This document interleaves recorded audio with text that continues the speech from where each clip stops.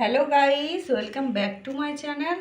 আবার তোমাদের কাছে নিয়ে চলে এসেছি দারুণ একটা রেসিপি, রুই মাছের আলু দিয়ে ঝোল। তো তোমরা দেখতে থাকো। তো এখান থেকেই শুরু করছি। মাছটা আমি ভাজতে দিয়েছিলাম, দেখছো ভাজাটা আমার প্রায় হয়ে গিয়েছে। এখন আমি মাছগুলো তুলে নেব। মাছগুলো তুলে নিচ্ছি একটা একটা করে।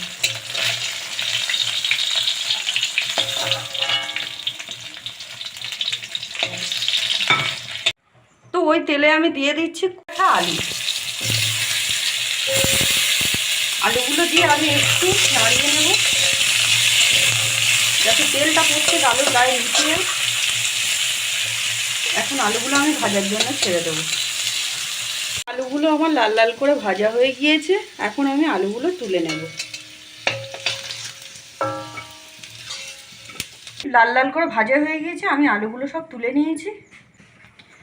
তো কড়াইতে এখন তেল দিয়ে দেব।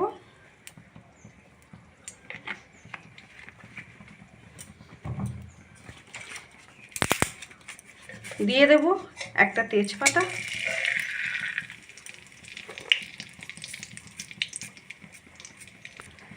একটু পাঁচফোড়ন, ভেজে নেব।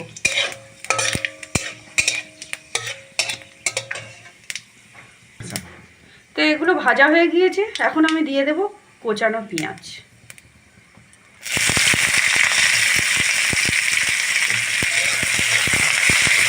পেঁয়াজটা দিয়ে ভালো করে তেলটার সাথে মিশিয়ে নেব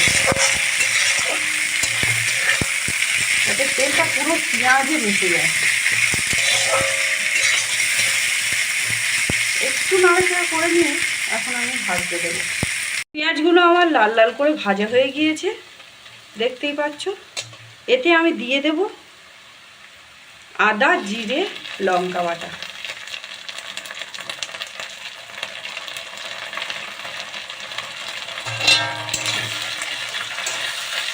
আমি একটু নাড়িয়ে নেব।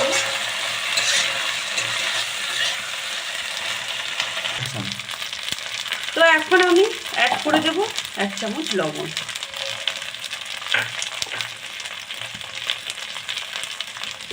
হাফ চামচ হলুদ।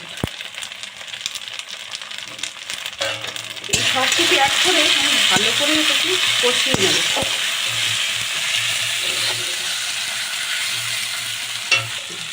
তো এখন আমি অ্যাড করে দিচ্ছি জল, মশলাটা খুব সুন্দরভাবে সিদ্ধ হওয়ার জন্য।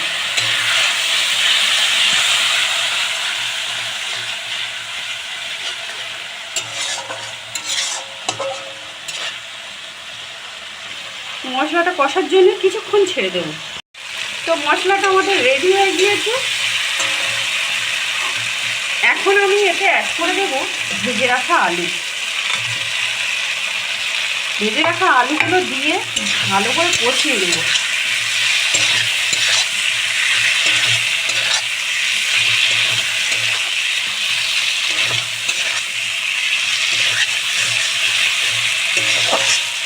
তো আলুটা আমার কষানো হয়ে গিয়েছে। এখন আমি এতে অ্যাড করে দেব জল।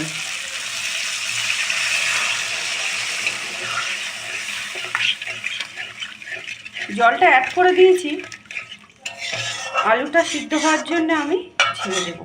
তো ঝোলটা আমার ফুটে গিয়েছে, দেখছো আলুও সিদ্ধ হয়ে আসছে। এখন আমি এতে অ্যাড করে দেব ভেজে রাখা মাছ।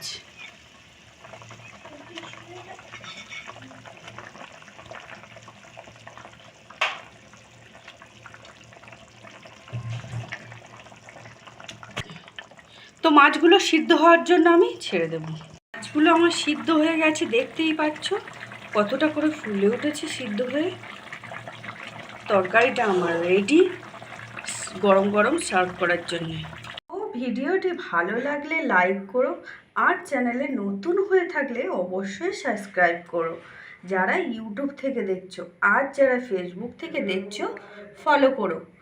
আজকের মতো এইটুকুই থাক, আবার ফিরে আসছি নতুন একটা রেসিপি নিয়ে। ততক্ষণের জন্য টাটা।